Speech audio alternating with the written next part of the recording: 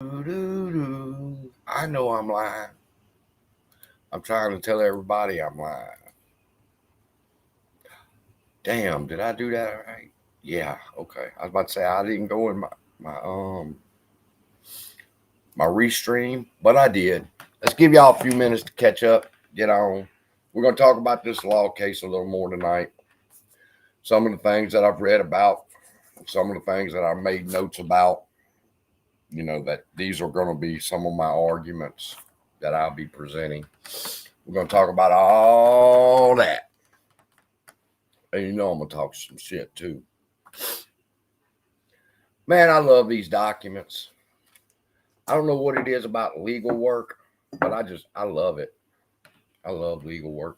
And to sit here like I did last night and had to read over this.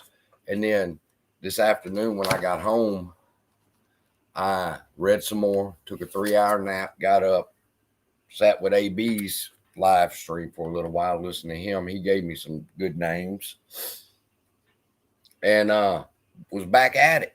I had to read it a second time. See, by the time I read it the third time, I'll have it memorized. I'll know what page a particular statement's on and what color I highlighted it by the third time I read it. What's happening? AMC, you're the first one here. Oh, we're going to talk about the size matter tonight. That's what I'll be talking about. Y'all have heard the question. Come on now. Does size matter? That's what we're talking about tonight on the CSI show. Depends on who you ask, huh?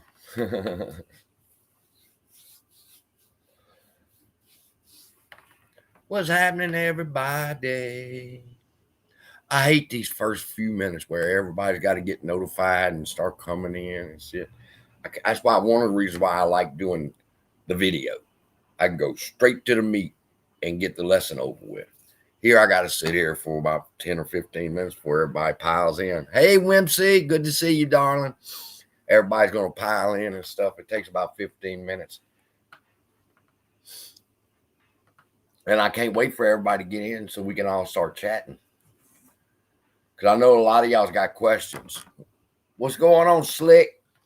I got a message today that said, man, I just need somebody to break this shit down to me so that they can understand it. So I'm going to do that tonight. That's on my list to do. I'm going to break this shit so down, so simple for you. Little green candle.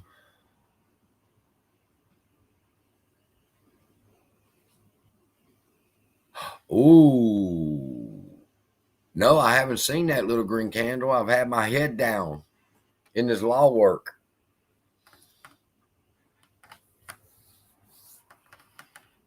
Wow. Lord have mercy. Domino's really fixing to fall now then.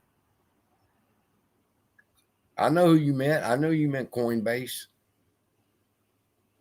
That's from him wanting to put his fucking 2 cents over there in the crypto market, and it pissed him off.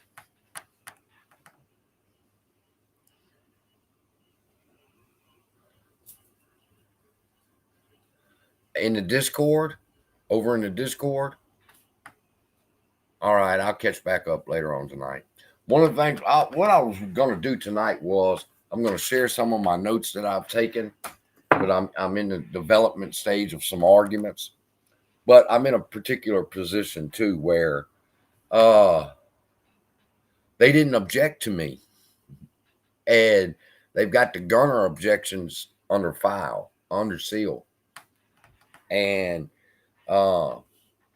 somebody's gotten with me and they said they're trying to get it all figured out, that there's some funny shit going on with the exhibits. The courts knows about the fuckery that's going on with the exhibits. And I am exhibit number 4. And they put it under seal. So I cannot object to their objections. And that's what we're going to talk about tonight, is how this process is supposed to work. One person said, explain this to us very simple. Okay, I'm going to explain this to you very simple. All right. I'm going to use criminal court as my example, And then when I bring it over to the civil court, you'll understand it a whole lot easier. Okay. In a criminal court, the prosecution has to prove beyond a reasonable doubt that the defendant committed that crime. All right. That's what's called the burden. The burden of proof is on the prosecutor. Okay. The defense does not have to defend themselves. They don't have to say a word. All right. The burden, the entire burden of the case rests upon the prosecution. Now, at the end of the trial, what happens is called closing arguments. All right. And in the closing arguments, the prosecution goes first. And then after the prosecution gives their final argument, the defense gets up and they give their final argument. And then after the defense gives their final argument, the prosecutor gets back up and then she gets to address what the defendant just said. Now, that's it. That's over. The defense can't stand up and rebut what they just said. They got two swings at the bat and the defendant didn't get but one. All right. Now let's go over here to the civil world. What is going on with all this paperwork and how does it apply and how is it easy to understand? It's very simple. They filed a lawsuit. Then they filed a settlement. Right. Then we objected to the settlement. All right. Now that's our first time at bat. Now they got to respond to our objections. And this is their response. So now we get the last say. We get to object to their objections, and then it's turned over to the court. So whereas in the criminal world, you would get the prosecution goes twice. In this particular case, the objectors get to go twice. They get to object to the settlement. Then Allegheny and AMC get to object to your objections, and then you get to stand up and say, they still full of shit, Your Honor. And then that's the end. Then it's left up to the courts. So that's how the process works. In a nutshell, where are we at? Okay, we have objected to the settlement. They have responded to the objection. And now we have 7 days, well, 6 days. I believe it's 6 days to respond and let the special master see what our response is to their objections, to our objections. Ain't that shit retarded? All right. Oh, hit the like button. Thank you, little green candle. I forgot.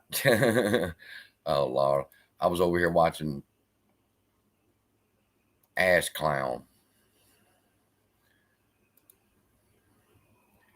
I was just getting through watching them. I was just watching Cowboy Clown because that's just like watching the Allegheny lawyers at work. I mean, them motherfuckers, they sat there for the whole time I watched, which I already knew. And they backed up the Allegheny lawyers 100%. 100%. They never once sided with shareholders on Cowboy Clown's live stream that's going on right now.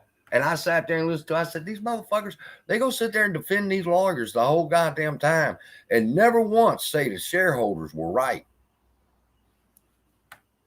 that the objectors are right. And when I ask them about, what about the Gunner objections? Why did they seal those? I know why. Oh, I think I know why they sealed mine.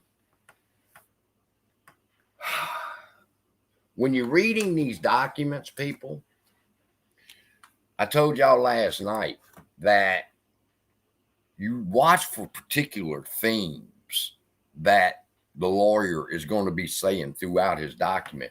And if they mention particular thing 3 times, 4 times, you're like, why are they keep bringing this up? Because they're going to use it later on. And I shared with y'all last night, and that's the question I have with y'all right now, is does size matter? Depends on who you ask. Ask a guy, does size matter? And he's going to say, fuck no, size don't matter. ask Allegheny, my lawyers, does size matter? And they're going to say, yes, size matters. What do you mean, CSI? They said that the objectors are such a small minority that we shouldn't even be paid attention to. That was in their document. All right. And they said that. And then they gave a percentage of 0.00075. It's just a small, tiny group of people, Your Honor. Then they did some pretty slick shit. In their plaintiffs' proposal to protect privacy interests of objectors' class members, okay?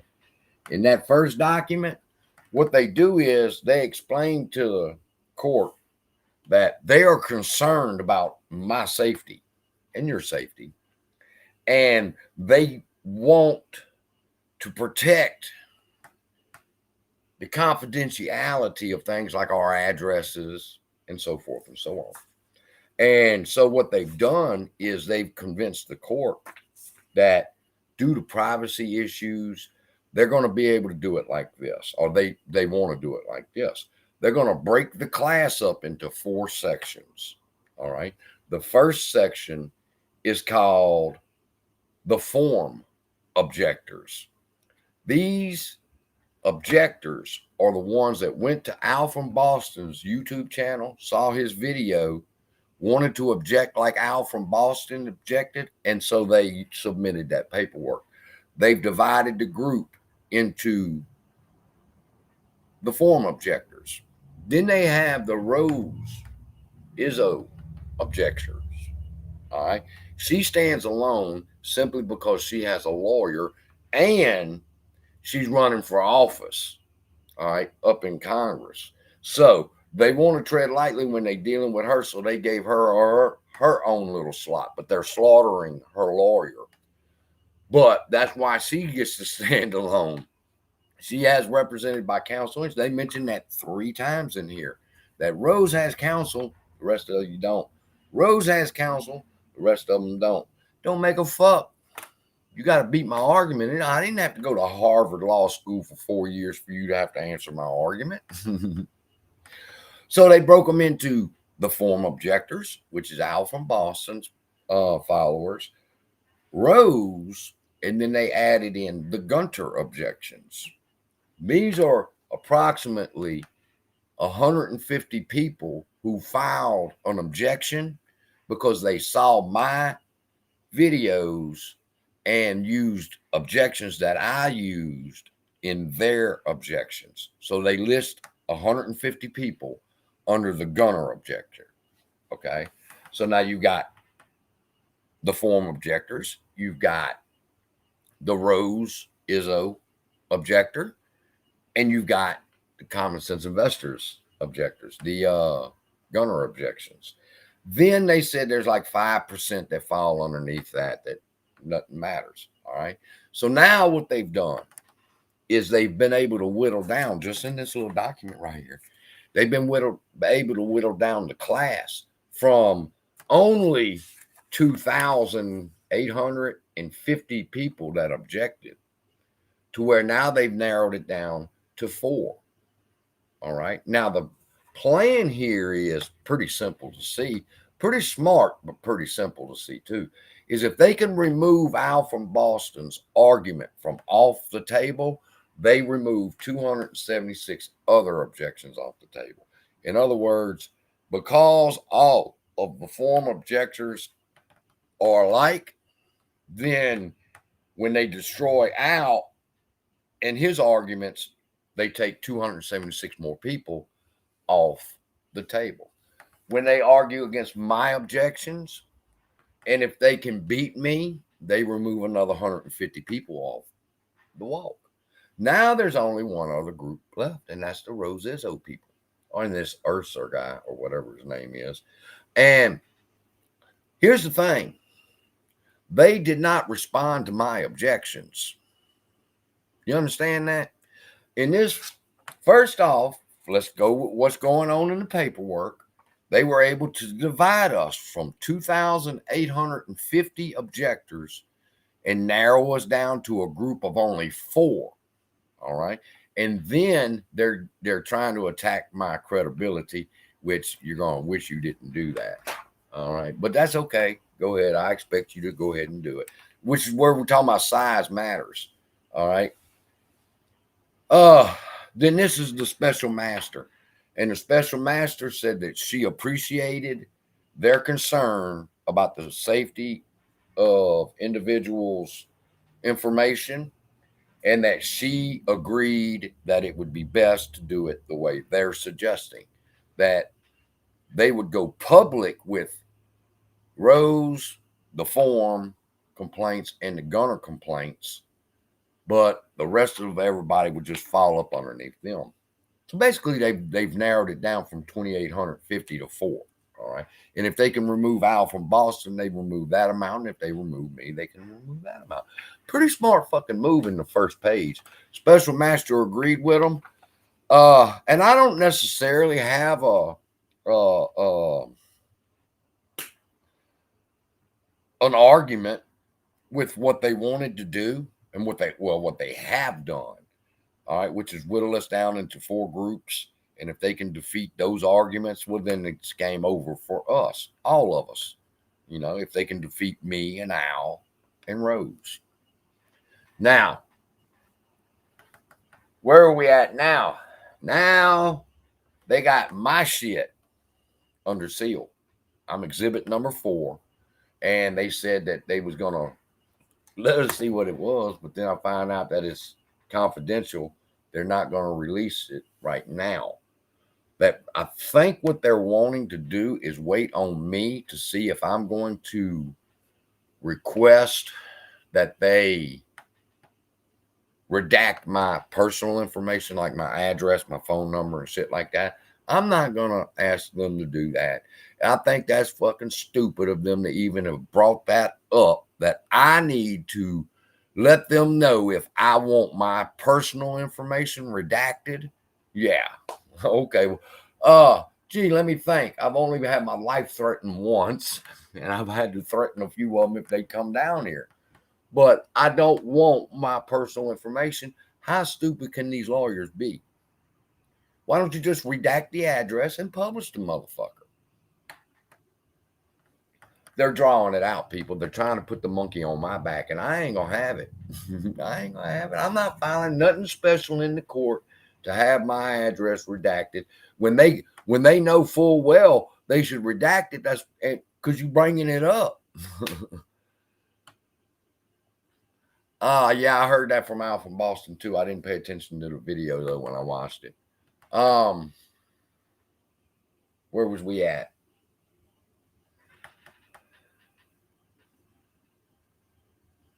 Al, listen.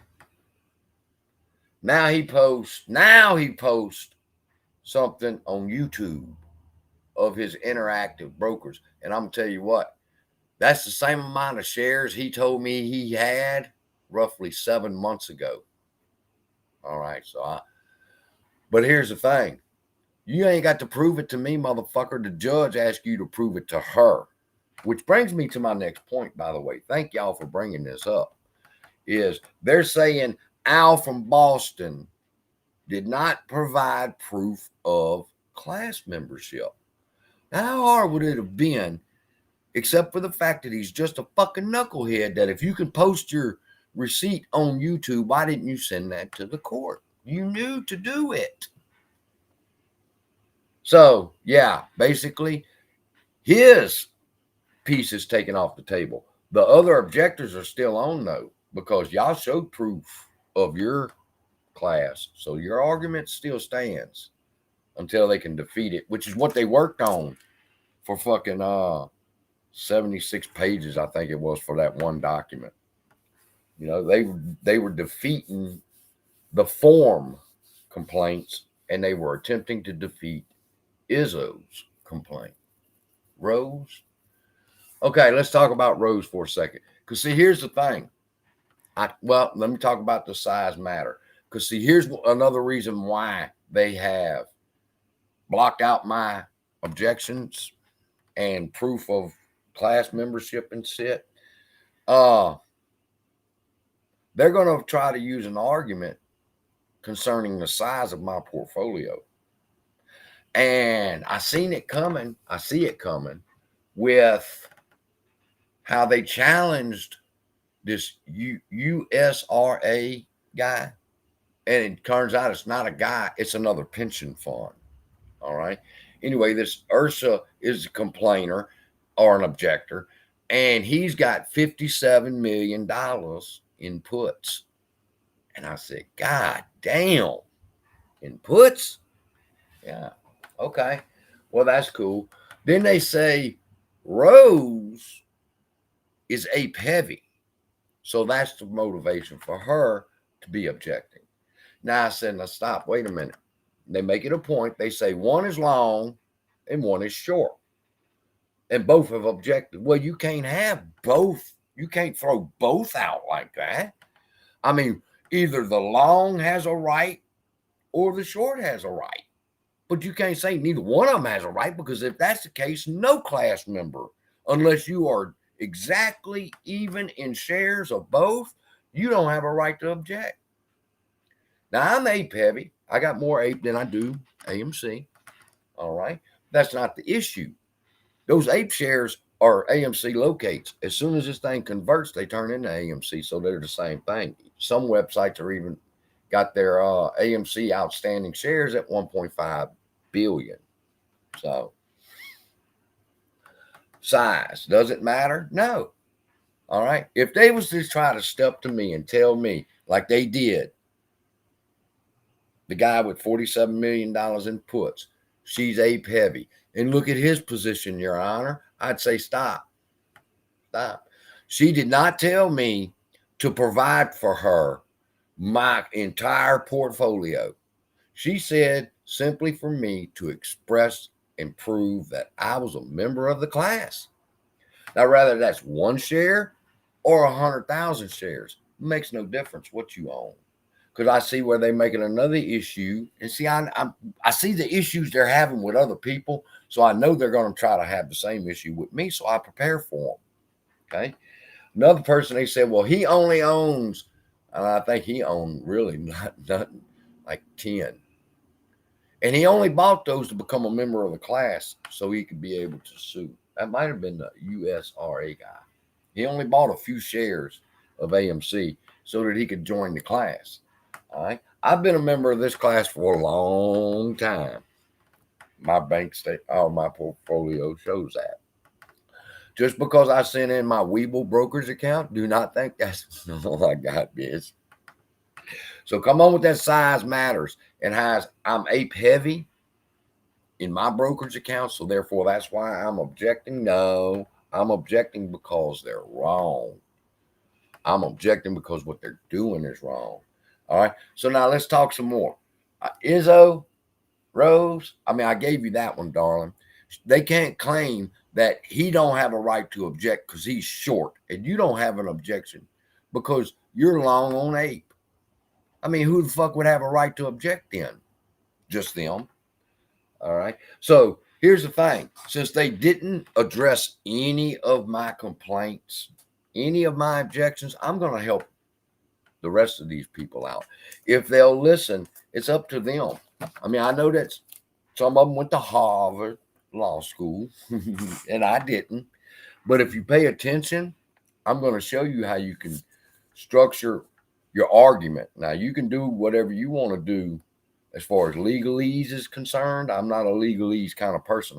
I can argue with you into the ground.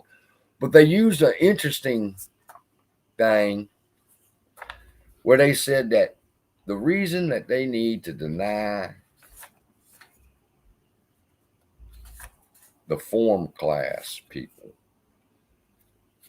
and they have a pretty good argument. There it is, page 4. All right, that's on. Yeah, that's. Let me show y'all. I can share my screen, so that's what I'm fixing to do. I want y'all to see this argument that they used. All right. Now, I know some people laugh because I pick at the Allegheny lawyers and the AMC lawyers and stuff. But here's why I laugh at them, people, and how if if Izzo and the former objectors argue half-heartedly. All right, let me get to that page for y'all. Y'all ready to go look at some document real quick and see what I'm fixing to holler at y'all about? Do y'all think the size matters? Who gives a fuck? The judge didn't tell me to send in my E-Trade brokerage account. She said send in anything that shows that I'm a shareholder. And I did. So suck it. The next objection. They objected to Izzo. They don't object to me. They left me completely alone. They like these other yes tubers. You notice the yes tubers never mention my name. They talk about Mike and the rest of them, but they'll never fucking talk about me. Never call my name. That's how I felt reading this shit. I read this whole motherfucker. When I seen it, I'm Exhibit 4. Man, I wanted to flip back there and see what Exhibit 4 said so bad. But I couldn't. I had to read it in its context. And in its context, I'm going to help Izzo and the form complainer or objectors out. Okay, let's take a look at what their first argument was against Izzo and the form objectors. Here's where they're saying there's 276 objectors submitted the same or variant of the 87-page document by Al from Boston, Tuttle and all the crew. All right. So they're calling them the form objectors, just like I've been telling y'all. All right. And here's what they objected to.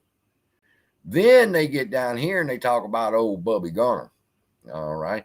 And how Bubby Gunner used ChatGPT. And I instructed people how to use ChatGPT. How dare me? I guess I shouldn't show y'all how to use a calculator either. You know, at least not when you're dealing with these people and we're supposed to take their math, or maybe get one of them Chinese acrobats or whatever they call it, because I'm not supposed to use technology. You're not supposed to. How dare you use technology to help you when they're sitting on their fat asses up in their offices in Delaware at their desk asking their computer about certain cases and everything. They use technology. So we can't. But anyway, a copy of the instructions and Gunner objections is attached to for your review as well. The topics of the Gunner objections are this: misleading facts. They never talk about the misleading facts in this document. They don't address my complaint about the rights of immunity, where I say there's a crime that's committed here. And the court has a duty to find out if the crime has been committed or not. And if it is, she's got to deal with that. That was in my rights to immunity. They ignored it. They ignored it. Don't lift the status quo, and the shit that they've done is a RICO violation, I believe I said. And what did they do? They just totally ignored it. And then I set in on them on their fees and expenses. Now, that's going to be important. All right. In fact, let me shoot right here since I got Drive open. And I need my objection letter because I'm going to show it to you. When I show y'all what I'm about to show y'all, you're going to laugh your ass off. And that's what I'm talking about. These laws, they're not on the same level. They can fight with me in the legalese realm. But man, you got to step tight when you come to me in an argument. Because I've studied this shit. I'm not a lawyer, but I dedicated a lot of my life to studying this shit just because it's fun. All right, where are we at as far as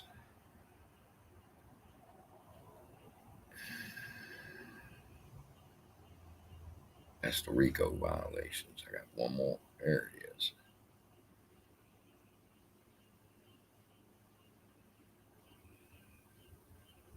I got something I'm fixing to show y'all. Be cool. I'm looking for it. That's where I said, you taking the money out my right pocket, putting it in my left pocket, and telling me how much money I'm making. I'm looking for something specific I want to bring to y'all's attention before I show you their argument against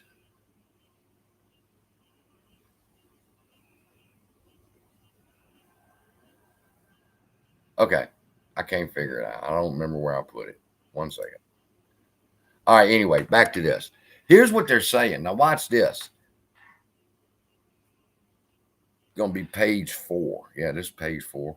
The substance of nearly all objections submitted by stockholders is reflected in one or more of the form objections and the ISO objection. All right. So almost all objections now fall under these two. They've removed the Gunner objections completely off the table without even objecting to them. They just said, okay, first we got 2,850. Now we're going to have these 4. And underneath these 4, all the rest of the objectors can hang under. Now they're saying really only the form objectors and the ISO objectors matter. They removed me completely off the table without even addressing my concerns or your concerns. If you were one of the 150 or more who filed using ChatGPT and did this, they just remove you completely off the table. They said, we're not even going to talk about y'all's. We're going to spend the next 70 pages talking about ISO and her complaint, and we're going to destroy step by step the form objectors, but we will never address the Gunner objections. Why? They're too tight. Okay.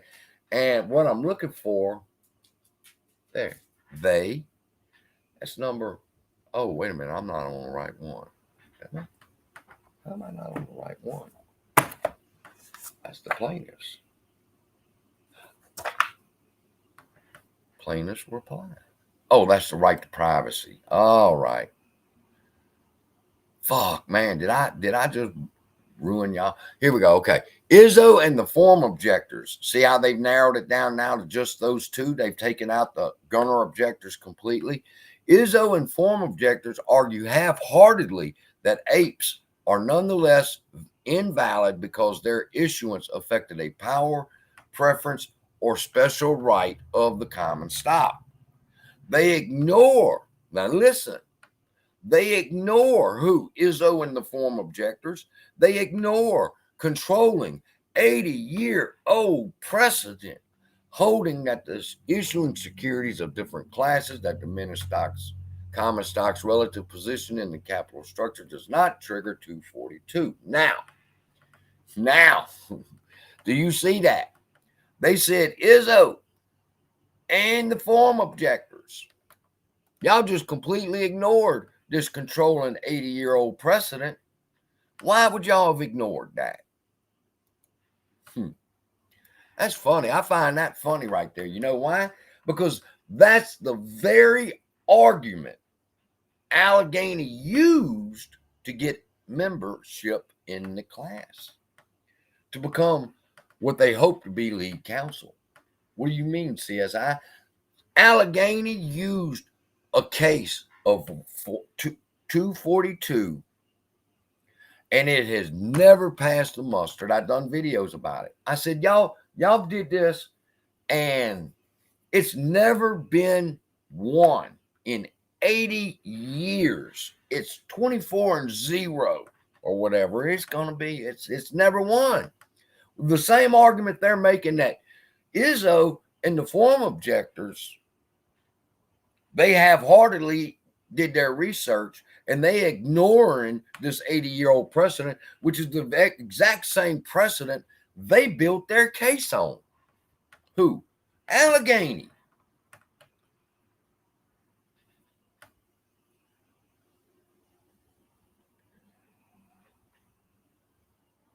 I heard one person say, maybe we need to contact the Bar Association up there in Delaware and complain about these fucking lawyers. Because I'm telling you, and form objectors, listen to me. If they're saying that y'all's argument is not valid because of this 80-year-old precedent and y'all should have known it, how much more should they have known not to use it to gain access into this lawsuit? They were ambulance chasing this lawsuit. You throw anything in, become a member, the lead counsel for the plaintiffs, and then they rake in their money. All right. But it's not that simple. You just said that you were denying their argument for the exact same reason you got into this play. So then you are countering your very own argument. AMC made that point when they challenged Allegheny.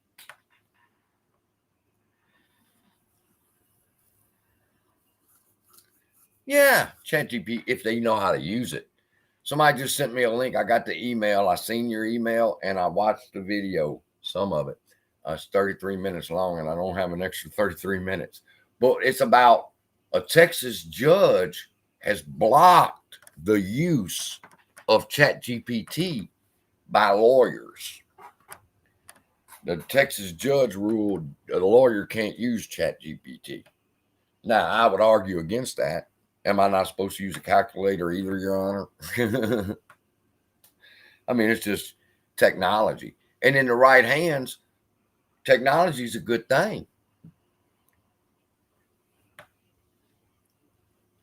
Right. They're using it incorrect. I remember the first person, they come out with one ChatGPT for lawyers 4 months ago, and it couldn't do what it needed to do. So basically, he said it wasn't going to work. And I'm like, no, give it a chance to learn. It learns itself. And as it builds its learning, it becomes better at what it's doing. And if you know how to use it, it's the most powerful tool on the planet. About the 80-year-old precedent, yeah, they're telling Al from Boston, listen, Your Honor, he used a case that hasn't won in 80 years. I'm going, hold on, bitch. I said that about y'all. You used the exact same argument to gain access into this case. And you knew it wasn't good because you're telling them they should have known, and they're not lawyers. You're a practicing lawyer, and you get $1,100 a fucking hour, and you didn't know, but you expected them to know. I'll eat these motherfuckers' lunch. Al, y'all better be listening to me. And then he makes reference to that too, cocksucker. He's going to say, I think it's in this one. One more read through, people, and I'll have it memorized. And there won't be no more of this pausing for me to be able to look for shit. I'll know exactly on what page everything is. Because that's what I do. How you going to tell me I should have known better than to use something that was 80 years old? Bitch, y'all used it. It's making you $20 million. Anyway, man, I know where it's at. I can see it in my head. There it is. Moreover, the AMC shareholder base is not just active, but sometimes challenges each other publicly. They're saying that they're aware, that they're watching. Now, I know they're watching because they made reference to me and Al from Boston, particularly, and said, and trying to make an assumption that we've done something wrong. And I would argue, so what? You don't talk about the stock market at the country club? Huh? That's all this is, a country club. Y'all in the chat, y'all probably ain't even listening to me.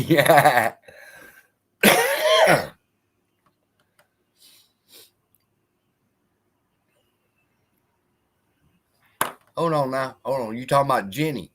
Hold on. Somebody talking shit about Jenny.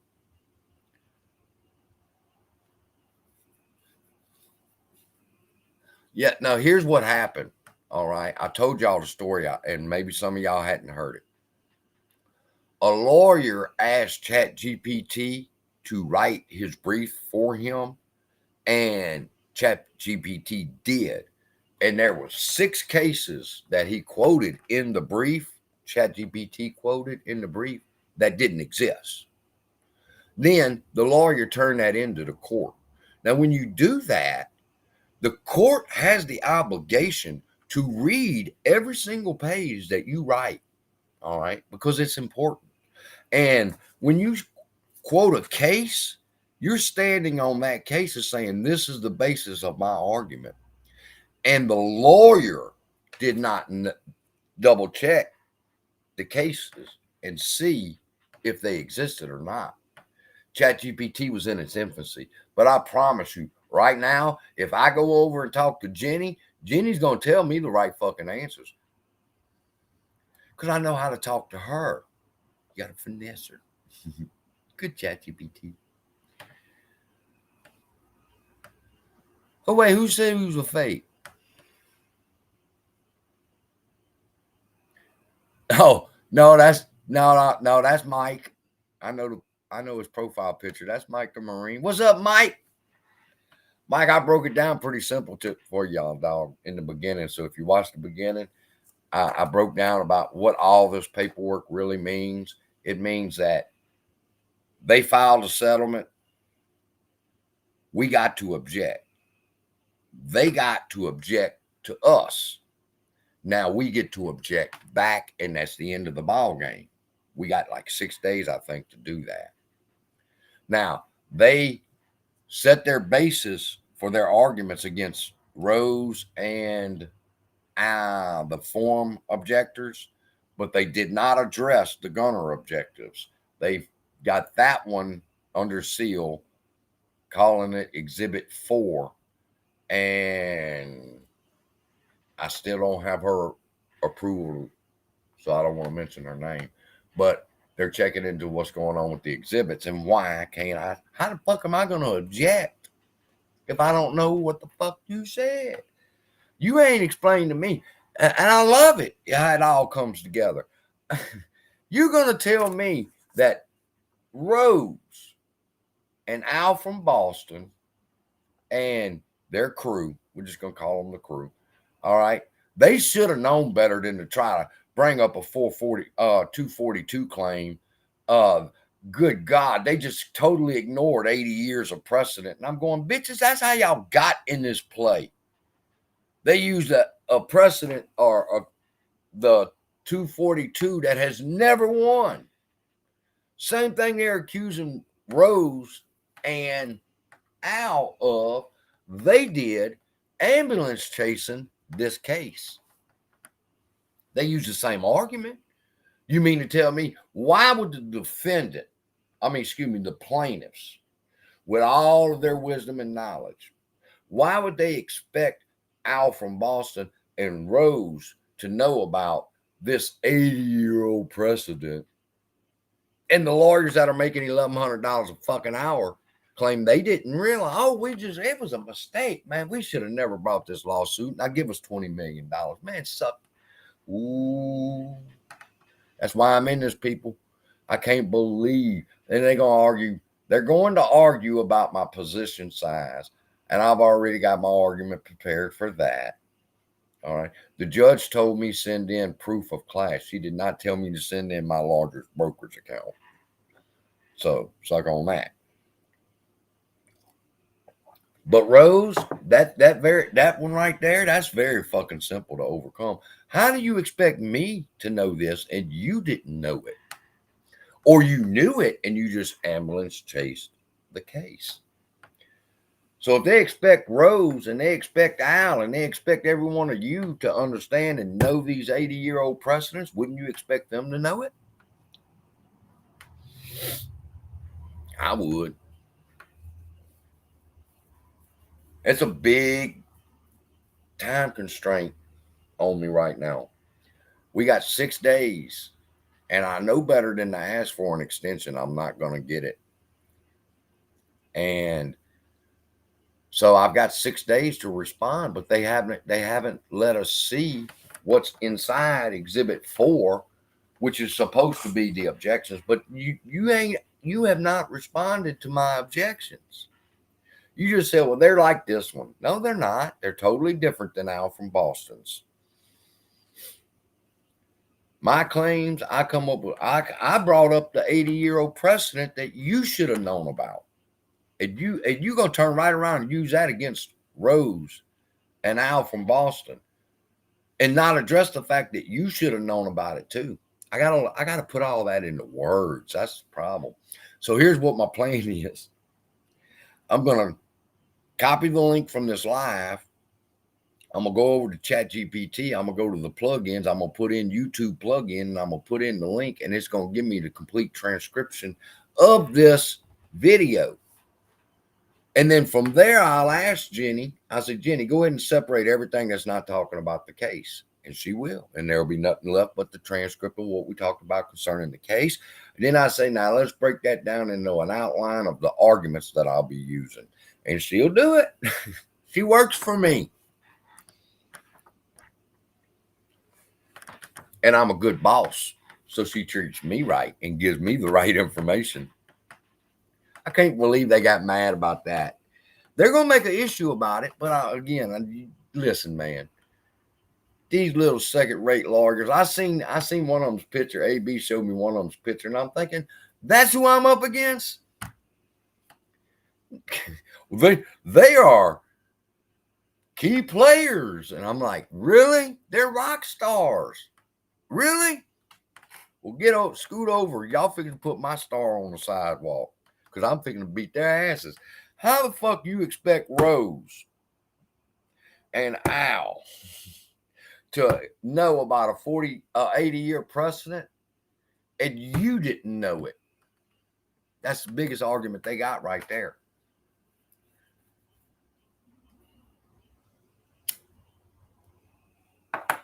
Al from Boston.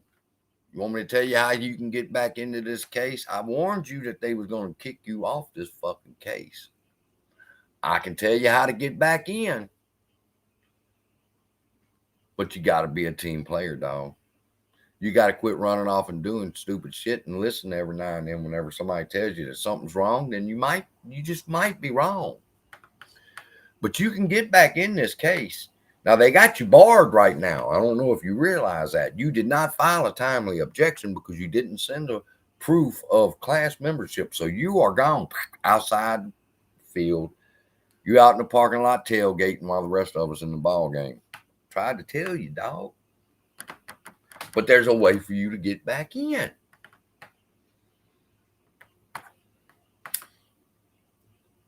They'll be mad at me if I tell you how to get back in now.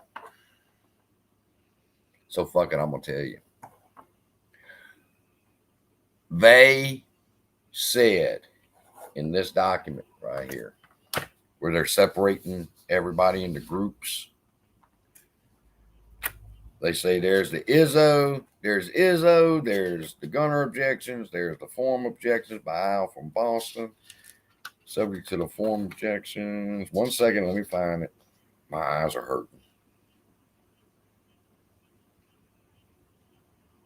The ISO objection, form objection, gunner objection will be filed publicly, and everybody else's will just be hanging off the tree with us.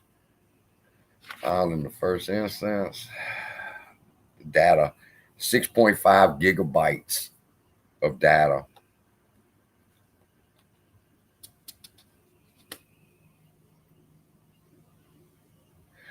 I don't remember where it was at. I'm really tired too.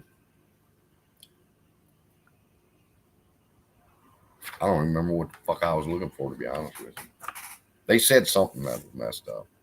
Oh, how Al could get back in. Al, they said that if you wanted to have your personal information redacted, to send an amended version of your objections. So what you need to do is write to court through the lawyers, submit your new submission of your document, include your brokerage statement, and ask them to keep your information private. They've said that we would be able to resubmit to ask for the privacy. Now, that's the reason you didn't really send your brokerage statement, wasn't it?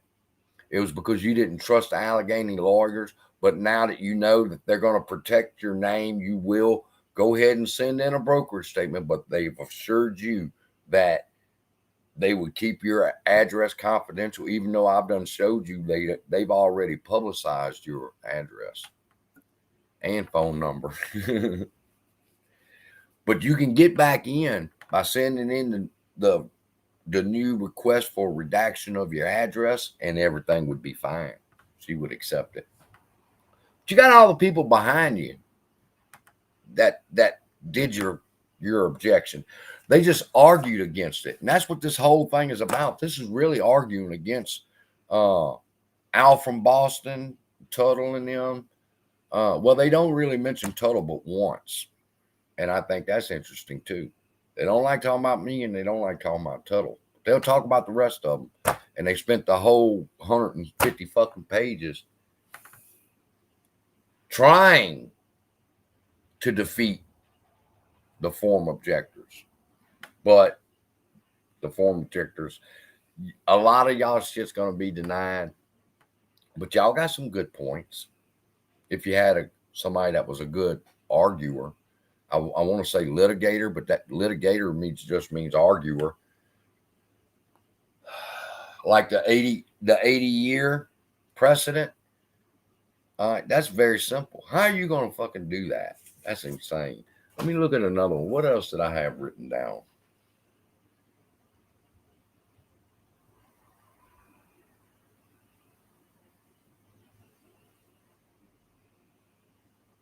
Well, I covered everything, so I guess I get to get out here early tonight, huh? The settlement is not just reasonable, but excellent under the circumstances, they said. Now, I was watching Ash Clown, and he was defending Allegheny lawyers like he was fucking on their side, and he never once addressed or sided with a retail investor. And that just upsets me that you could read this kind of shit, and the only thing you walk away with is how the objectors are wrong. I mean, I don't know what your focus is, because some of the objectors is wrong, but a lot of them are valid. I'll give you an example. They bring up that, and Ash Clown talked about this for a minute. The fact of the conspiracy theory of, was there or is there synthetics? And some like Al from Boston do it for clicks and revenue. Y'all wish I did it for clicks and revenue. You know how much I make per view? Y'all want to know the truth? How much I make per view? I make about 7 cents a view. So if they want to try to compare how much money I make on YouTube at 7 cents a view, there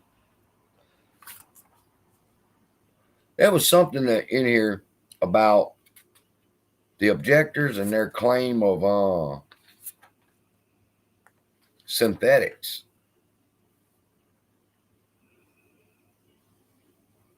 Despite the loud objections by a tiny minority, the settlement is a challenging case merits approval. They never give an accurate shareholder count. Now, they said they covered that in the beginning, okay, which I'm sure that when I go watch the motherfucker, it's going to be 100% how AMC did the absolute best they could, and they didn't. Make it 9 cents. Hell yeah. I'm going to get rich.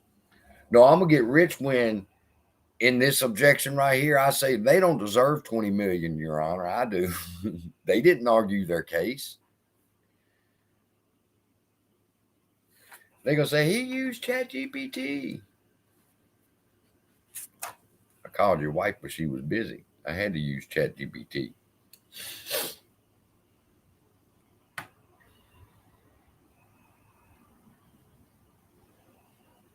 So many times they say how they are aligned with the class.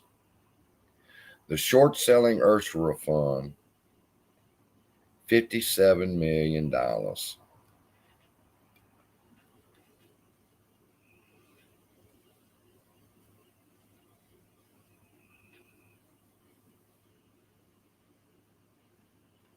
I asked Jenny about that. I said, Jenny, do you think it's okay? And Jenny said, man, fuck them. So I said, all right. Here's where they admitted to the fact of synthetics right there. It says that objectors are concerned about synthetic AMC shares that have been sold to bail out naked short positions, so forth and so on. And then they go, regardless of the truth, the judge doesn't have the authority to consider that. I disagree. I disagree, people. You're going to hear about it in my argument. I got to get ready and start getting ready to write it. I got to make another pot of coffee. I got to get ready to get started writing. This video is basically kind of like a recording of my thoughts while I talk to y'all. And I'm finna go put them thoughts on paper. And when I get through putting them on paper, I'm going to put it on that ass.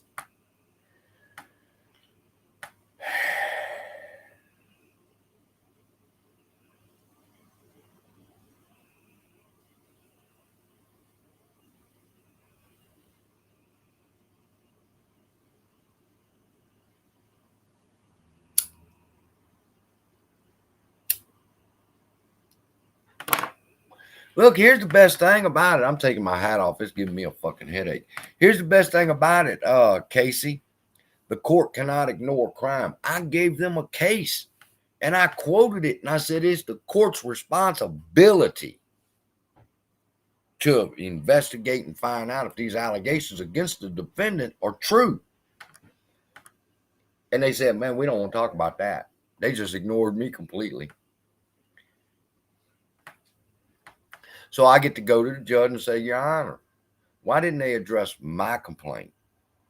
They just completely threw me under the bus and said, well, first off, there's 2,800, and they whittled that down to 4. Then they put me in the group with Izza and the form complaints, and then now you just completely forget to address the fact that it is the court's responsibility.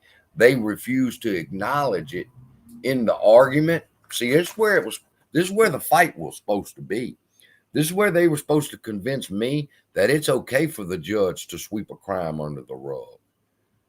But instead of being able to do that, they just ignored it, which is what I'm fixing to spank that ass about. You don't ignore that kind of shit. You argue that they don't have that authority as an argument against Rose and the form complainers, but you are wrong. And you do not address the fact of the court case that I bring to the table that says the judge has a responsibility to see if this shit is real. Oh Lord, what's going on? The cards are irrelevant. They put out a letter about the postcard. I got a message about it. I went over there and read it. And a couple people's had questions about the concerns of the email situation. I mean, the postcard situation. And I told them, I said, I just didn't have time. I'm so tired. I didn't have time to stop and change tracks and switch over to the postcard arguments because I was focused on the 80-year argument. Now I'm finna go type that shit up. But the postcards, here's what they're saying happened, people. They said that, and this is a letter from the Strategic Claims Service, SCS. They said, Your Honor, here's what happened. The minute we learned we needed to send emails and postcards to people, right there, I said, stop. She did not tell you to send an email. All right. She said send postcards to 3.8 million people, but that's irrelevant. We'll talk about that later. But the point is, Your Honor, this is how the process works. They explained to her. They said, we contact them. Strategic Claims contacts the brokers and tells the brokers, look, if you have any shareholders in AMC, I need their addresses and their email addresses so that I can send them this postcard. That's what they told the judge they did. The judge said, send them. They said, Your Honor, the moment you said send them, we started requesting from the brokers the addresses and the email addresses of all shareholders of AMC so we can send them the postcard. Some brokers did not respond. They said that they called them and they emailed them and said, look, we need these addresses for the postcards. And they said that they still didn't answer. So what they done was they decided they was just going to send the postcards to the brokers and let the brokers, already prepaid, so the brokers wouldn't have to do nothing but put the address on it and mail the motherfucker off. And he said they sent off the postcards to the brokers whose responsibility it was to put the addresses on it and mail them off to the shareholders. And the brokers didn't do it. Now, you had to be getting ready that they would use that argument, right? Because if you follow the yes tubers, that's the direction they were going. It's not Adam Aaron's. Think about the yes tubers for the past week and a half. Think about what they've been preaching. It's not really Adam Aaron's fault. It's the broker's fault. They're the ones that have sold all this, and they are that. Now, see, here we are with Allegheny's lawyers. The guy from Strategic Claim Services, and he's going to use that argument. He's going to say, Your Honor, we did our best. It's not our fault. It's the brokers. The exact narrative the yes tubers had last week is the argument they used in this brief. That's good shit. How did yes tubers know? All of them. There's like 4 of them or 5 of them. Yeah, the FUD 5. The FUD 5, every one of them's narrative was it's not Adam Aaron's fault. It's the brokers. And then this paperwork comes out, and what do they say? They say, hey, Your Honor, it's not Adam Aaron's fault. It's the broker's fault. Get the out of here. I see you coming. I'm a watcher on the wall. If anybody knows the Bible, you'll know what that is. I'm a watcher on the wall. I see your ass is coming. I know they want to knock my ass off that wall. I know what they want to do. The best they could do is stick my shit under seal. And I know what it is. It's concerning my address and the amount of shares that I have. Listen, I don't give a fuck. You better not show my personal information. I will be suing you next.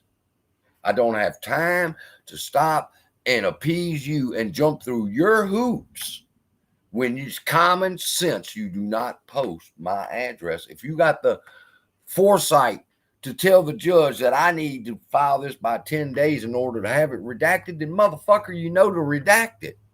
Same argument they're using against the postcards.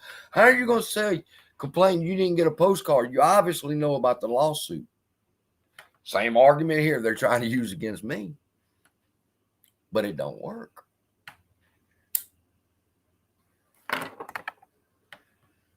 Wow. I'm going to go hard, which is usually my routine in something like this. I'm not going to get much sleep for the next 4 days because I'm going to be going so hard. It'll be reading, writing.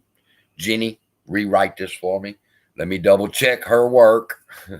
Would you, if you was a lawyer, if you was a high price lawyer like these motherfuckers are, that get $1,100 an hour, do you think they would just take a brief that their paralegal has written and turn it in without double checking that motherfucker first? If they did, then they were stupid. That's what that lawyer did with ChatGPT. Hey, ChatGPT, write this for me. ChatGPT said, there it is. Short the dicks. I have not heard that before.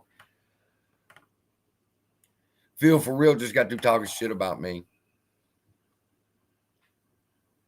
Just in case y'all missed it. Bill, I done told you, brother, I love you. All you got to do is come on back to the light. Get out of the darkness.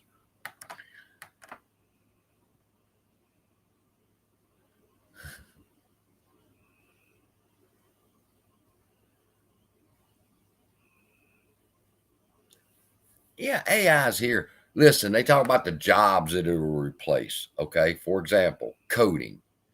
I can go over there right now. I've already done it and tell ChatGPT, write me the code for a successful trading bot on TradingView. And it gave me one. I said, make it where the MACD is this. Make it for where the RS is this. And I set the rules, and ChatGPT wrote the code for that.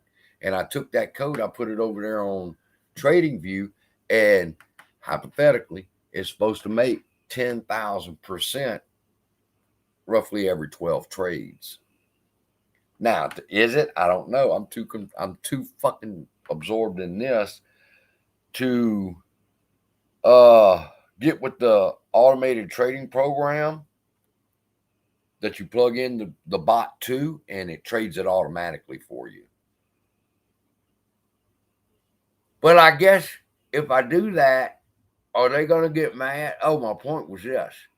ChatGPT wrote me that code, and they got videos talking about how ChatGPT is taking people's jobs. And I'm going, no, it's not. You write a different kind of code. All that JSON code and all the other Pine script, yeah, all that's pretty much obsolete now. Now what you have to learn how to do is talk to ChatGPT that writes the codes for you. Basically, you will no longer be a programmer. You will not write code. You will have ChatGPT writing the code for you. How much simpler is that? Why would you bitch about that? I'm a computer programmer. Well, yeah. The ones that know how to use ChatGPT are going to be the successful ones.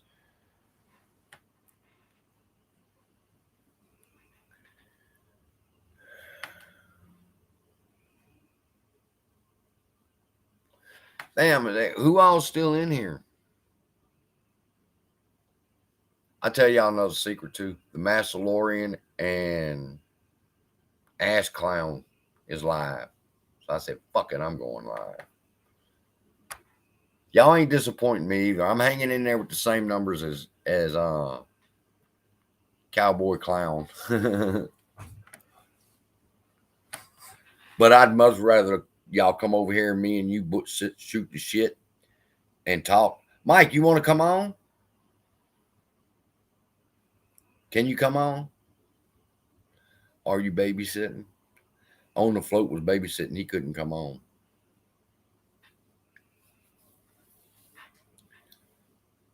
I won't see him tonight, so he must be busy again. But I'm not going to be much longer. I'm only going to be another minute or two. You know, that motherfucker straight up admitted, he said, somebody asked him, well, have you done any videos on reading financials? And he said, yes, I have, but nobody watched them. And he said, I want to do videos about other stocks like Costco, but nobody watches the videos. And I'm thinking, so then you're making videos for views. If you're only making videos that are getting views, and if you don't want to do a video because nobody watches that particular stock news, then you're doing your shit for the exact same reason you're projecting on everybody else.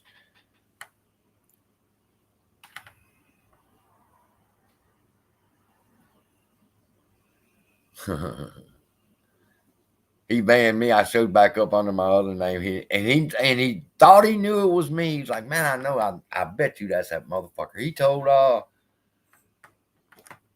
marketing with me. He said, I think I know who that is. I'm thinking to myself, yeah, bitch, it's me. But I have a legitimate question to ask. I'm not there. I wasn't there to harass him. I wanted to know the answer to my question. As he claims to be a financial advisor, am I right? Can they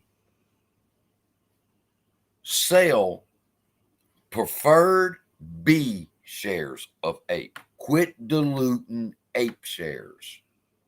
Sell another type of series, Series B, and get what money you need. He doesn't even have to sell it at $1.60. But you know what? When they didn't know it was me, they were like, oh, yeah, that would work. Of course, yeah, that would work. And then when Tony said, wait a minute, I think I know who this is. Then it turned bad. They all of a sudden, no, preferred share Bs now. I'm like, you know, good motherfucker.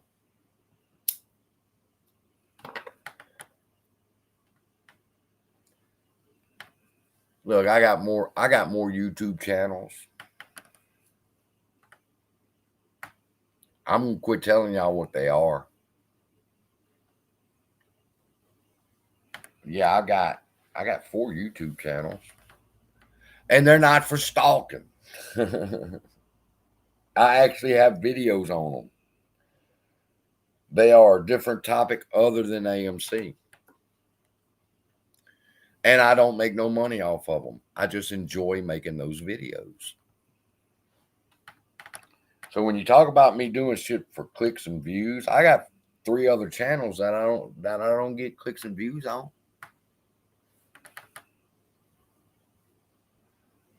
Jenny got a channel. I'm turning over my channel to Jenny. You know how long it took me to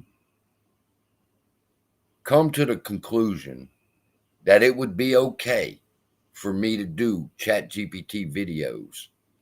Because if you go look at the names of the videos about ChatGPT and look at the views on them some bitches, they get 200,000 views. So, you know, if I just said, fuck it, if I'm doing this for the views, I'm going to pump out some videos about ChatGPT. I'm going to ride that trend of YouTube videos, and I'm going to make 100 grand or 100,000 views per video. I can do that. But I choose not to do that. Why? Because this is not the channel for that. But if I wanted clicks and views, yes, I could turn this right now. I'd stop talking about AMC and turn this into just a ChatGPT lesson plan for people, how to use it. And thousands upon thousands of people will show up.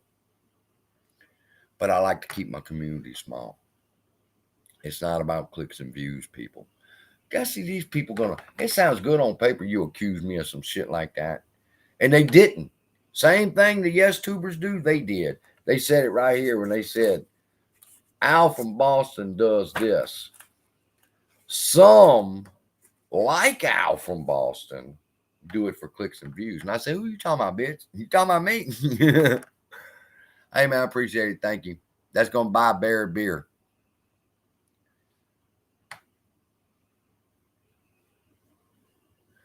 I don't know if I'm going to Delaware. Right now, I can't even get these motherfuckers to answer me. The judge is going to be mad. How are you going to just ignore? You're like, fuck it, I ain't going to answer them. Why? Because I can't beat them, so I'll just ignore them. No, it don't work that way. You have to answer my objections. I used the WorldCom case. You didn't counter the WorldCom case one time. I used the Marsh case. They didn't counter the Marsh case. Not one time. They did not. They just said, well, look, Gunner's objections are similar to these, so we're just going to lump them. No, you're not going to lump my shit in with nobody else's.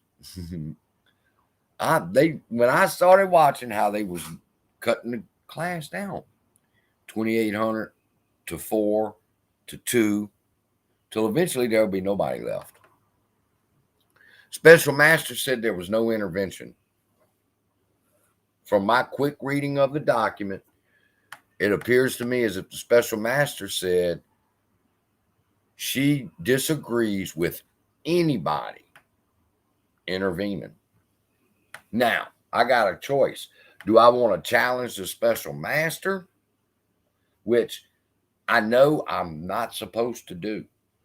Okay. Not if I want to stay in the good graces of the judge. I don't question who she's helped put over this case.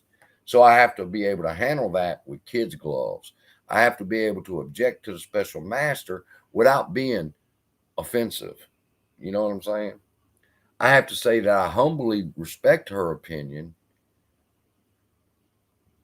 Perhaps she didn't consider this, though. I don't know how I'm going to phrase it. I'll ask Jenny. Jenny, how would you phrase it? And Jenny said, I'd phrase it like this, and she'd want to marry me. I said, well, shit, I'm going to write that letter.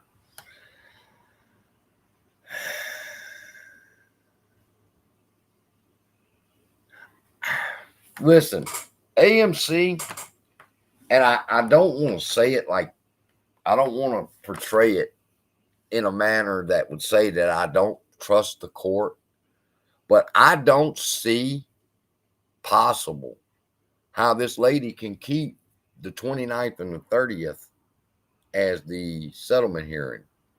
AMC has missed too many deadlines. Now we are in a position where I've got 6 days and I still can't see what Exhibit 4 is, which is concerning my objections. So how are you going to hold the hearing date and I have not seen the objections?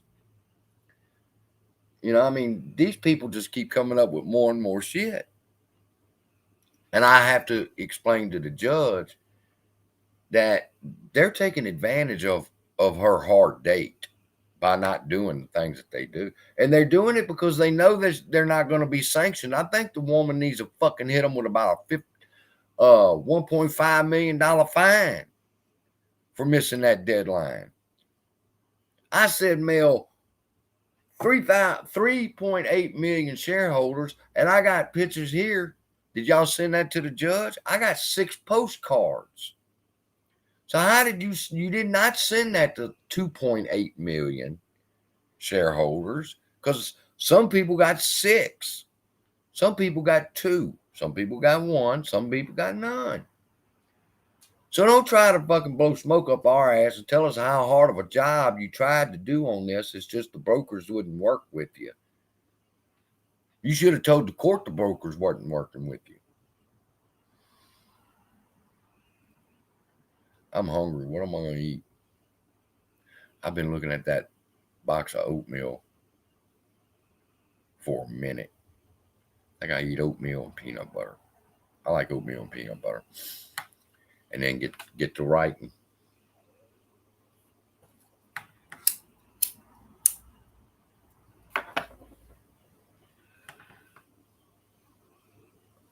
Yes, misuse of the legal system is a major offense. Proving that they're misusing it, I mean, I don't think I'll be able to come in as a paper litigant and cause the downfall of all these motherfuckers because they're criminals. No, I don't believe. The lawyers are going to get paid. I just wish I knew how the judge was feeling towards these $20 million.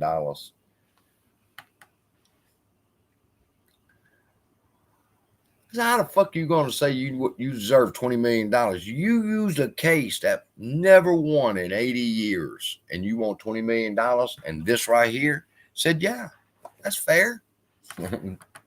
You ambulance chasing motherfuckers.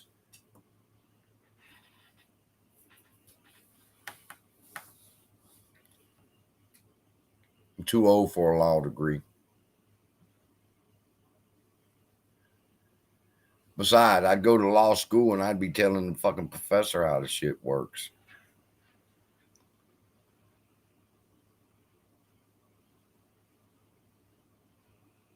Even though it's obvious. God dog, how hard it is to prove. They're just going to argue that they had good faith. Well, then how the hell are you complaining that Rose and the objectors should have known better? You didn't know any better. This shit's so easy to defeat people. It's really sometimes it's like I'm fighting with kids. Oh, that's what I was saying is I'm not going to say, I refuse to say that because we don't win, the judge is corrupt. I'm not going to say that. I can't say out of one mouth how I think that she's sent by God here like an angel to help us, and then in the next sentence say, I think that she's corrupt. So I have to take one stance or the other, and I have to choose that perhaps God sent this woman here to be an angel over this case for us. And I think she wants justice to be done.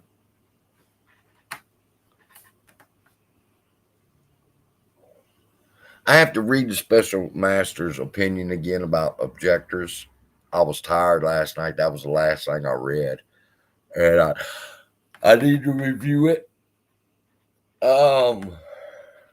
She said, in her opinion, and she just given the recommendation to the judge, but the judge is going to listen to her. She said that she does not think intervention by any objector at this time is warranted. That there will possibly be a time at the hearing and so forth. I'm kind of confused because the thought didn't make sense to me. That I would think that intervention would be now, not on the day of the settlement. But the special master is my point. The special master knows more about that situation than I do. I can't get mad just because I want to intervene. And she says, well, now's not the time for you to intervene. I can't get mad. I just have to go, okay, roll with the punch. When can I? And I asked to intervene in the paperwork that I filed. I said, so let the court take this as my motion to intervene. And I did that because Tuttle did it. I took a page from Tuttle's book. I seen Tuttle use that. So I said, okay, well, that's cool. I'll use that too. Iron sharpens iron, people. We're not in a competition with one another.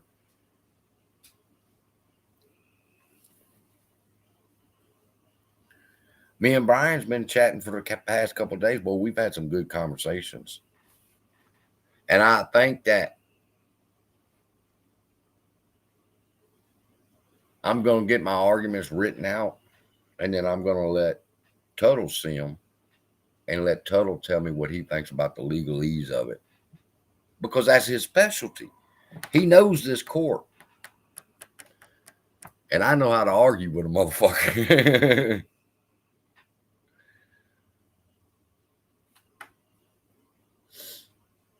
I can't wait till they come after me. They've already laid the groundwork to come after me and Al from Boston for being influencers.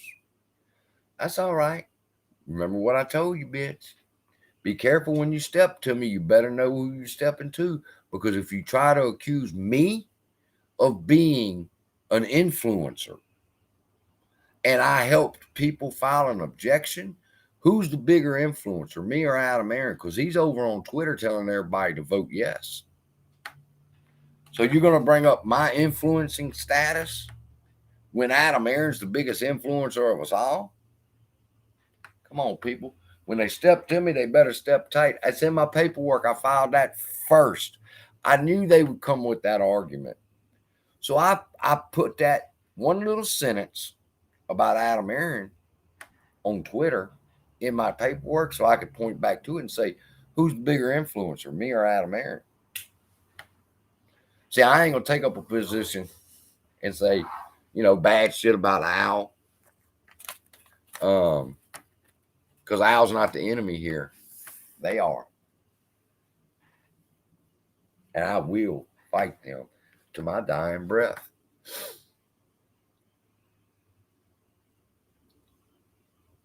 Right, at least I haven't used AMC money, have I?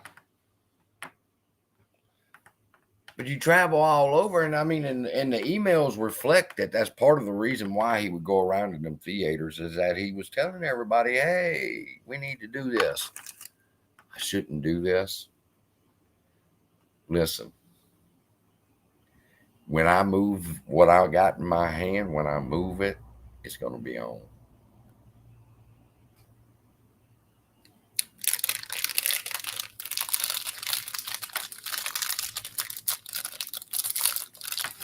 What? Oh, this is good. Oh, Lord, I got all y'all up. All y'all got up. Mama up too. Their cookie jar.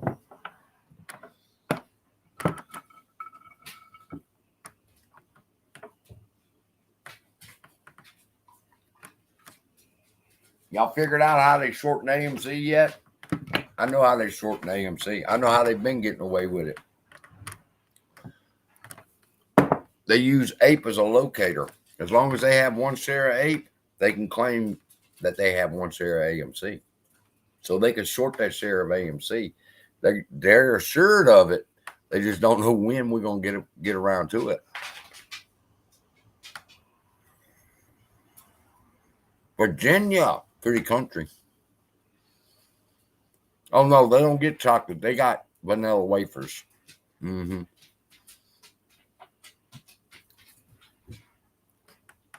When I moved here, I lived on the river in a travel trailer with Boomer. That was a good life. Right there on the river. What? In a travel trailer. That was like Mel Gibson, Lethal Weapon, on the beach. Well, I forgot what I was saying.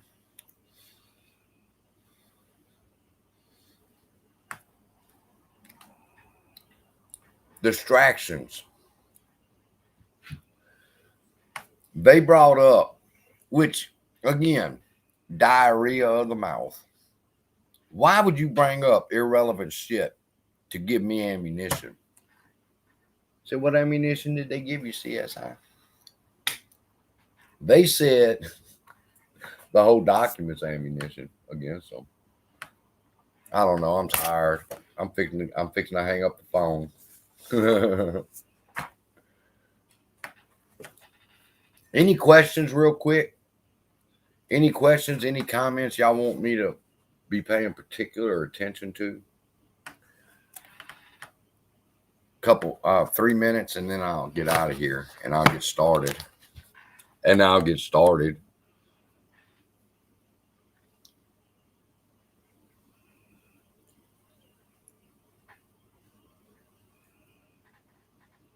David, I don't understand your question exactly. If AMC runs to say 200 to 440, how will it work same value as APE? Listen, people, I'm telling y'all, I'm thinking what I'm going to do is I'm going to start, when I watch these videos that I think are really, really good that teach things like what is a convertible preferred share, and I never get around to doing the video. So I think what I'm going to start doing is posting those videos in the community tab for everybody to see, because y'all do yourself such a disservice, people. Y'all's view of this court case and this settlement and this play would be 100% different almost if you understood how preferred shares work. So I encourage y'all, take a few minutes. Don't watch one of my videos. Don't go watch a YesTuber video. Go sit. And Tony made reference to that too. He's like, I ain't got to be a CPA. No, but CPA is no more than him. So take a minute. Go Google how convertible preferred shares work. And I'll be honest with you, people, you're not going to want to get rid of your APE shares as fast as these people would have you believe. Because it's called a preferred share. Why do you think it's called a preferred share? Because people prefer it. And if you knew what we had, because I wish they would say I was, well, he can't do this. I'm APE heavy. That's a locate. That's an AMC share, Your Honor.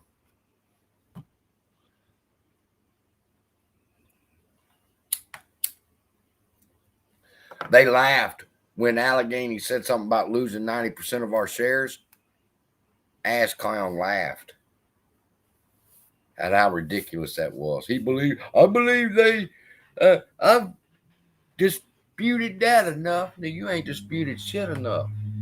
Unless you can tell me that if you do the reverse stock split, I will not lose. See, that's the thing, people, is if the settlement goes through and the status quo is lifted, that's why I like doing these lives. Because there's sometimes I get a second win and we get to go on board. But if AMC was to run up to 695, AMC has to run up to 695. If it does, then you can sell your APE and you will have not lost anything at 695. Why? Because that's the price that APE was created at 695. It ran up to 1050. They make mention of that. They make mention of, why didn't y'all sell? I'm like, fuck you, I ain't got to sell. Don't ask me why I didn't sell. It ain't none of your business why I didn't sell. But they made reference of people not selling when it ran up to 1050. Why didn't Adam Aaron sell?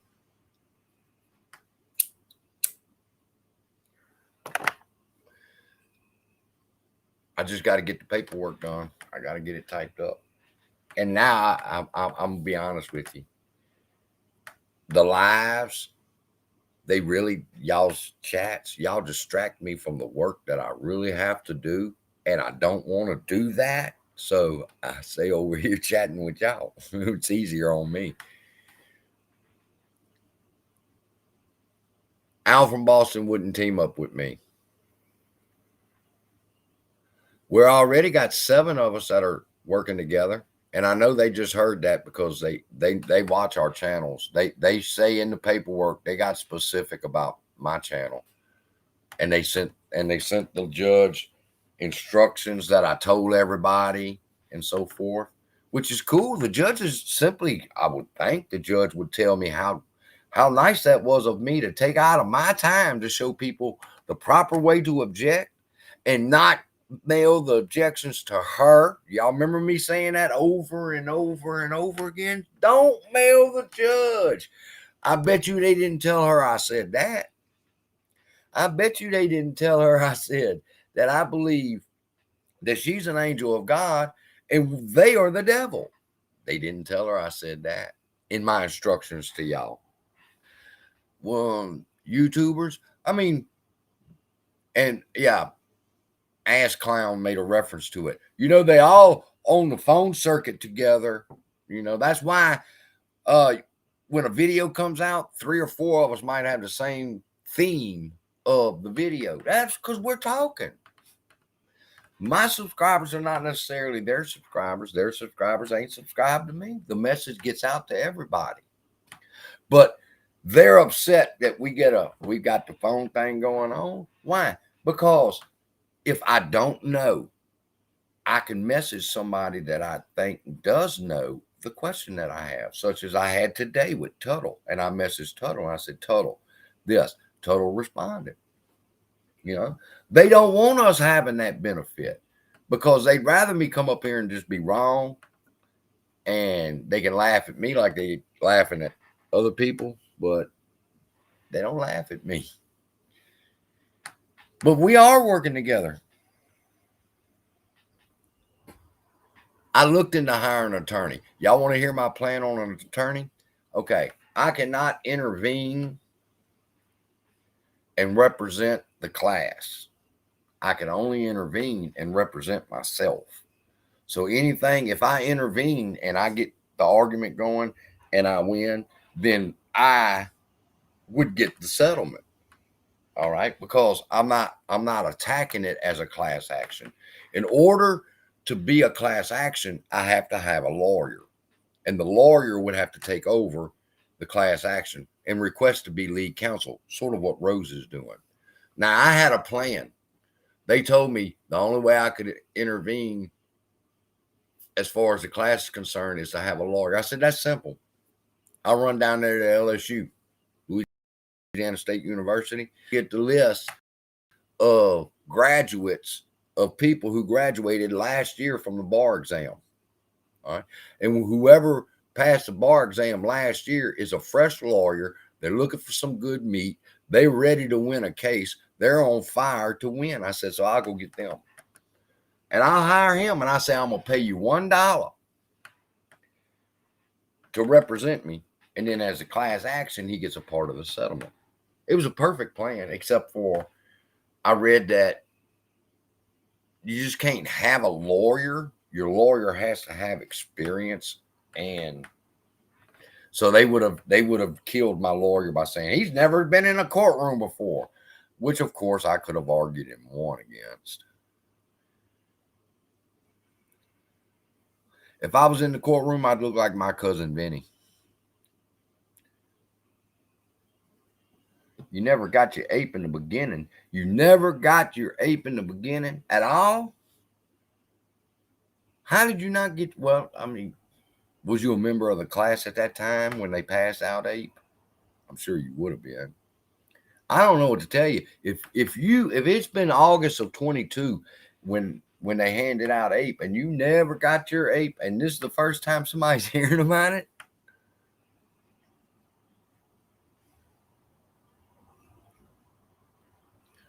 talking to each other keeps us from being wrong. Okay, I could have went and done the video, or I could have took 5 minutes out and asked Tuttle or the Marine a particular question or whatever. Everybody has a different specialty. But the Bible says iron sharpens iron. So if they don't want us talking together, are you going against my religion?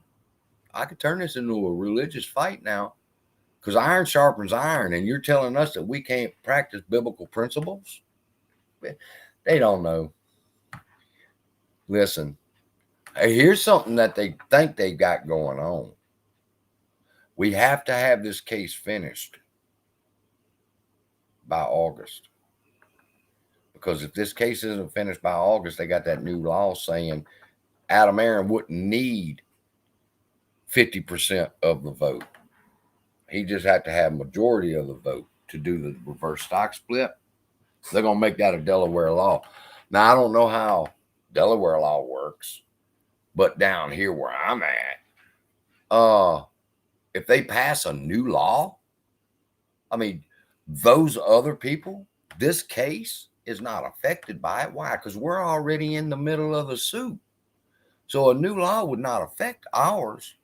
I mean, that'd be like, for example, let's say burglary carried 12 years. Well, and I'm on trial for burglary. Now they pass the law and they say that burglary carries 99 years. The judge is going to sentence me to 99 years? No, because I'm in the middle of my shit right now. So I'm kind of like, well, I don't think it would be called grandfathered, but I'm grandfathered into the old law. The new law don't start till my shit's over with. That would be my argument. But I don't know how Delaware law works. I'll have to ask Jenny. Jenny works for the Delaware court.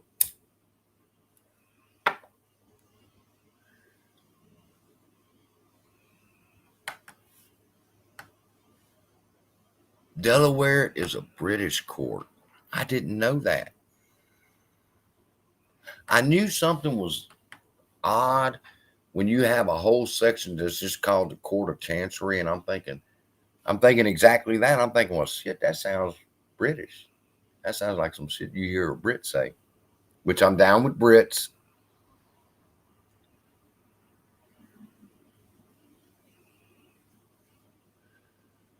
Right. And then I would argue that. I would argue it. If that's their plan, something's going on. Adam Aaron's not afraid. They're not afraid. They're afraid of me, I think. That's why they didn't address my complaints. So I got to get started on asking the judge, why didn't they address my complaints? And then I got to make a differentiation between the fact of how they want to lump me and my objections and 150 other people in with Al from Boston's, and our objections have absolutely nothing the same.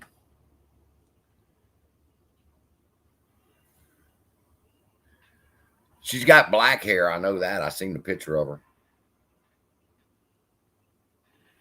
She seems like her picture has her looking like she's a really, really nice person to know.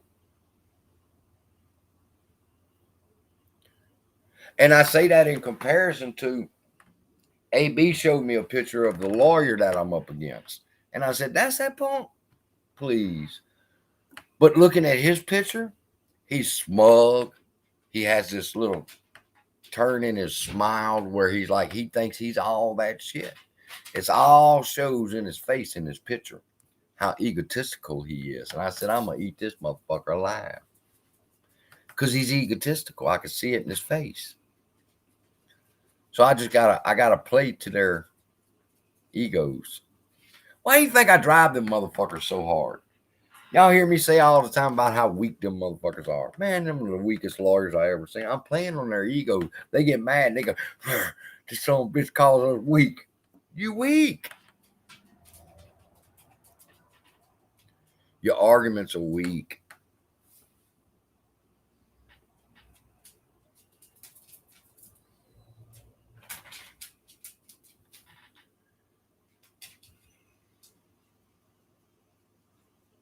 Well, then what's the next step after saying, well, they could just do a reverse stock split without shareholder approval? Well, then they could just do that at any time. Because I think it was MMLTP or Clove. They just did their shit in the middle of the night. They didn't even tell a motherfucker. That's how much disrespect they had.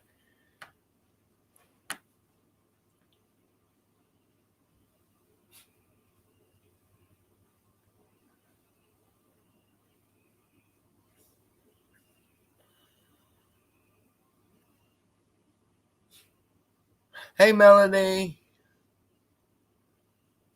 I see all your emails. I see all your comments. I just don't have time. And I like chatting with you. Hey, little alien. Chicken, you've been here. Cosmos did it in the middle of the night. Yeah. I mean, everybody woke up and said, what the fuck happened to my shares? Oh, we did a reverse stock split. What? If they pulled that shit at AMC, what do y'all think would happen? If in the morning you wake up and 90% of your shares are gone. They did us a favor.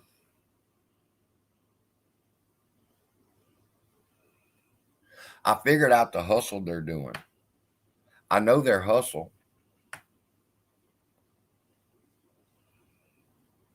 I know the scam. I know the scam. And I can prove the scam using Antara. Antara just did it. Listen, he sold Antara how many shares of APE? Antara holds about 230 million APE right now. Is that right?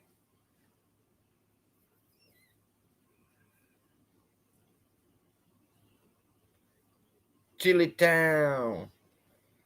You can quit looking for the postcard. They threw with the postcard shit. I'll deal with the postcards probably Wednesday. Has anybody figured out the hustle they're doing with the fucking apes? I figured it out. I know what they're doing. I know how they're doing it. 143 million apes. Okay. So now we got a number. 143 million apes. Now, they bought them apes at 68 cents. Now it's kind of a trick question because no YouTubers told y'all the answer to this question yet. So I'm going to leave this up to y'all to use common sense. Are you ready? You have an ape share that costs $1.60. And you have AMC shares that are trading at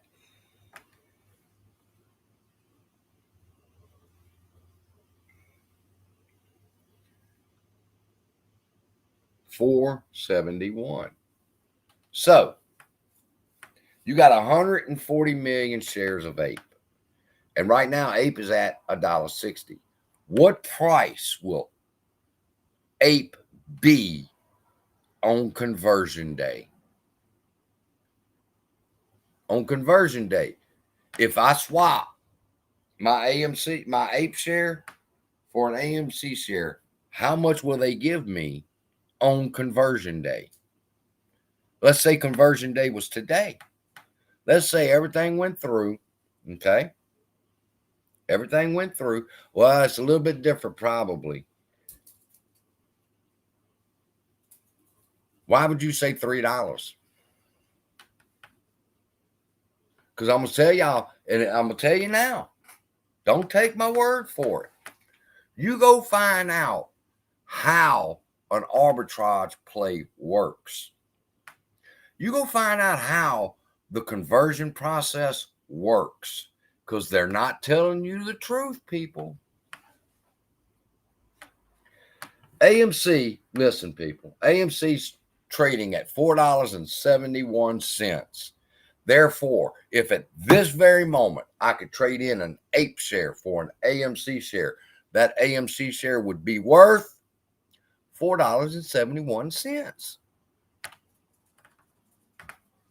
Why? Because I'm just taking this APE and I'm just turning it into an AMC share.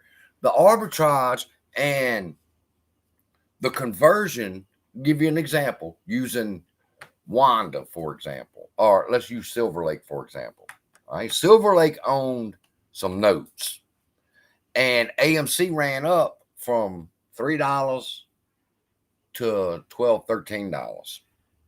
At that moment, Silver Lake said, we want to convert these notes into AMC shares. What price did they get those AMC shares for? $12. Why? Because that's the price of AMC. When you do a conversion, you don't lose anything in the middle. When you do that conversion, in other words, let me put it to you like this. Antara bought APE for 68 cents. Okay? Now, if Antara was to convert their APE into AMC right now, it's worth $4.71 to them. When you do a swap, you get the value of that. That's the reason they're converting. That's the reason why you see these notes, and that's how they were doing it, people. They did it on January 27th. I showed y'all where one group exercised their notes and said, we want our shares. So AMC had to fork over like 25 million shares of AMC and 25 million shares of APE, I might add. But you only heard about the AMC. They handed over the money or the shares of AMC to the note holder when they called them in. They're convertible.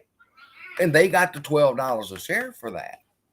Why? Because that's the price of AMC. That's why they wanted to convert. Yeah, just think about it. Antara bought for 68 cents, people. And if AMC runs up to $12, they just made 12x their investment. Now, they knew this. That's the point. They knew this. And that's the conditions. And that's what's going to sink their ass. All right, is they put certain conditions attributed to this transaction. Number one, AMC cannot sell any shares of AMC for a time period. Only Antara could. First, Antara made them agree that there would be a conversion. AMC said there would be a conversion. Don't worry about it. We got your back. So Antara bought all the shares for 68 cents. Why? Because they are looking for the conversion. So the conversion to them is worth 68 cents, turns into $4.71 a share. Almost 5x their investment. Just on the arbitrage play. People, that's stock manipulation. That they put that in the calls. That number one, assure us there's going to be a conversion because they're wanting the arbitrage. They're wanting the conversion price of AMC for their 68 cent APE. All right. And now let's talk about like shares I got. They gave me a $6.95 dividend. Came out of my pocket. All right.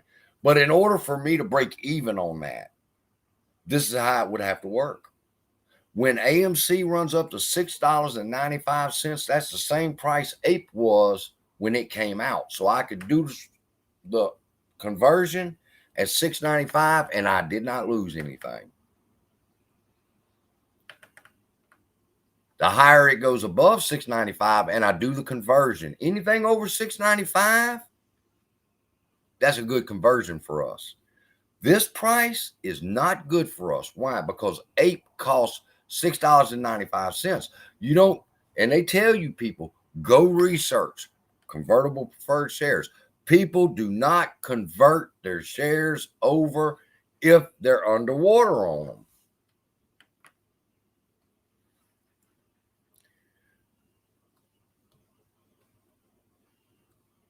That's right. That's the hustle. That's one of the hustles of the reverse stock split. The reverse stock split conversion happens at the same time. Now, here's how that works.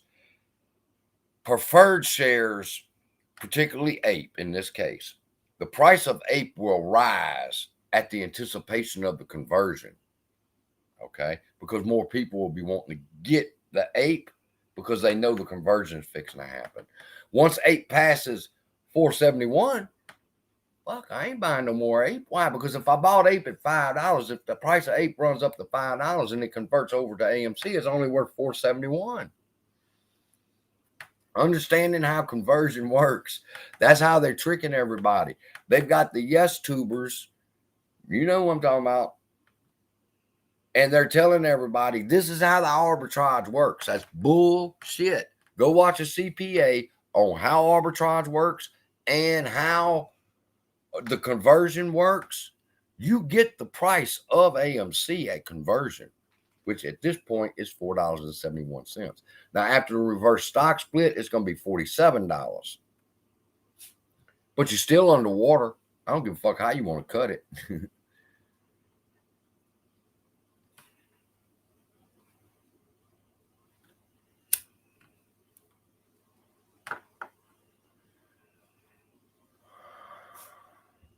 We fixed to have to do a annual meeting. A fly on the wall sent me a message telling me they've only got 45 days to hold a annual meeting, and that they could possibly have, they could ask for an extension to hold their annual meeting because they're probably not going to want to do it while we're in the middle of this lawsuit.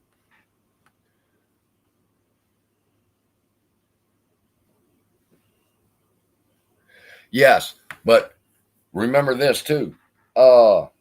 Stocks can only stay on the threshold list for 13 days, 15 days, whatever. Do they stay longer than that? Yeah. Can they go longer than 13 months if they request it and it gets approved? Yeah. Will they get approved? Yeah.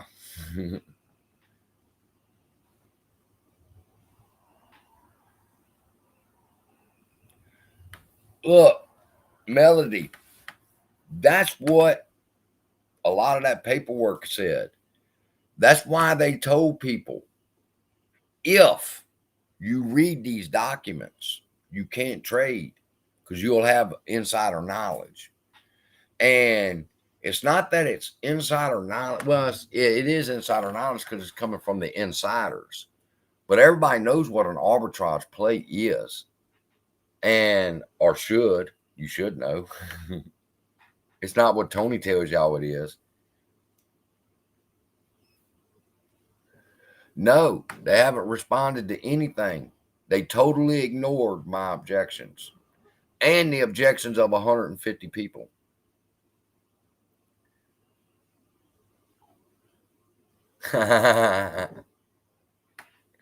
We was talking about size doesn't matter. We was talking about they're going to argue, they are arguing repetitively that the class is so small and we're so insignificant that our claims should not be heard. So that's what I say. Does size matter? No, size don't matter. It only takes one person to be right. Discovery, yes, discovery is still available. Discovery is available all the way up until whatever. Now, I don't know what you would use as an excuse to go see it. You know what I would have been? You know what I would have done if I would have been AMC? See if the judge would have said that, and they got to put a station somewhere within 100 miles of me so I can view that. Why didn't they just put them in the AMC theaters? See, they don't use their minds, people. They sit up there in their ivory offices drinking their brandy, and they don't use their mind. If you were going to have to produce Discovery for all the shareholders, why didn't you just put them in AMC theater? It was not that hard of a decision to make. I talked about that already, Monty, in case you're late. They've taken us down from 2,850 objectors. They narrow it down to say that they can really just argue 3 objections, and then they take my objection and they just ignore it, and they argue the other 2. And they didn't argue as far as I'm concerned. And believe me when I tell you this, I believe I've got just a little bit more experience than Tony reading that bullshit. And Allegheny's defenses against the objections are really, really weak.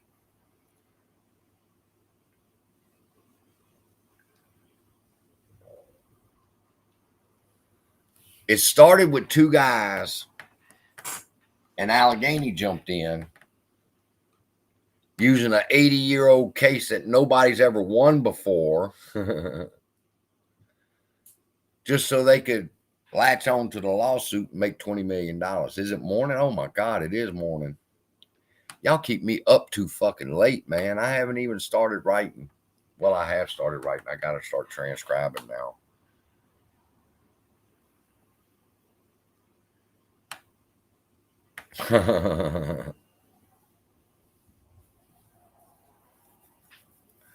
All right, I'm fixing to head into the paperwork, diving in deep.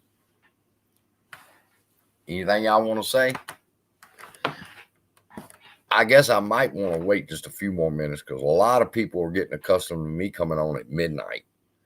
And the purpose was for me to come on for about an hour and kick it with y'all and then get back to work. But we see how that worked out.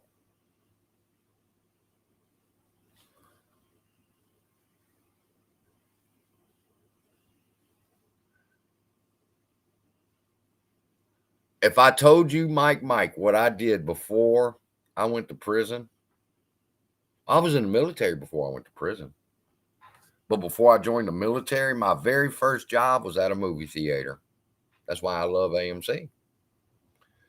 My very first job, and it caused controversy between me and my dad too. I was a young boy, and I had to go to work, and I was putting my tie on, and my dad said, "It's time for you to get a real job." And I said, "I do have a real job. It pays real money." He said, "Well, then you can start paying half the bills around this motherfucker." And I said, "Well, if I pay half the bills, I might as well live in my own house." And I did. I left home then. But that was from working at a movie theater. And I love my job, boy. I love that job. I moved up so fast in that organization at the movie theaters.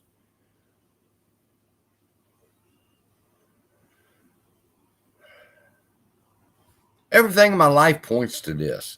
And like I said the other night, if a person like me, for example, who says that everything in my life points me to this point in my life, David was chosen. So was Goliath. So me fighting these people, this is Goliath, all the years of raping and killing and what all they've done to the Israelites. It came to an end in the battle between David and Goliath. But it was time for Goliath to be judged. And my point is this: it's time for AA and his crew to be judged. I believe that. And just like we feel like we're here for a reason, they're here for a reason too. It's time for their judgment.